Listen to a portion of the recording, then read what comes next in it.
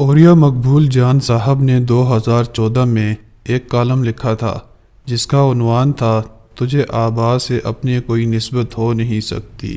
اس میں اوریا مقبول جان صاحب نے اسکاٹ لینڈ کے دارالحکومت میں واقع ایک میوزیم کا ذکر کیا ہے جس میں ٹیپو سلطان کی تلواریں، چادریں اور دیگر سامان پڑا ہے۔ اوریا صاحب کہتے ہیں میں حیران تھا یہ سامان بڑے صغیر سے یہاں کیوں لایا گیا۔ پھر کہتے ہیں دراصل اس کی وجہ یہ تھی کہ ٹیپو سلطان کو جس فوج نے شہید کیا تھا اس کے سربراہ کا تعلق اسکاٹ لینڈ کے دارالحکومت سے تھا۔ اس شخص کا نام ڈیوڈ تھا۔ یہ 1757 میں ایک تاجر کے گھر پیدا ہوا۔ اس نے 1772 میں فوج میں کمیشن حاصل کیا اور 1789 میں اسے کیپٹن کی حیثیت سے ہندوستان بھیج دیا گیا۔ کرنل بیلی کی سربراہی میں ٹیپو سلطان کے والد حیدر علی سے جنگ لڑی۔ اس جنگ میں انگریز کو بری طرح شکست ہوئی، اکثریت ماری گئی، جو فوج بچی وہ قیدی بنا لی گئی۔ ڈیوڈ بھی شدید زخمی تھا، اسے بھی قیدی بنا لیا گیا۔ اس نے 4 سال قید کاٹی، پھر آزاد ہو کر انگلستان پہنچا تو اسے لیفٹیننٹ کرنل کے عہدے پر ترقی دے دی گئی۔ پھر 1790 میں اسے دوبارہ ہندوستان بھیج دیا گیا۔ یہاں اس نے ٹیپو سلطان کے ساتھ بہت سی جنگیں لڑیں۔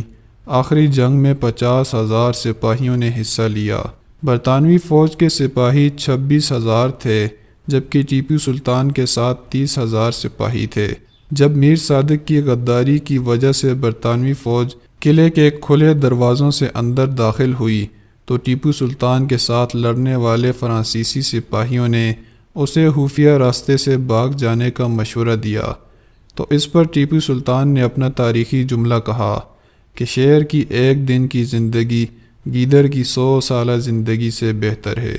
یہ 4 مئی 1799 تھا۔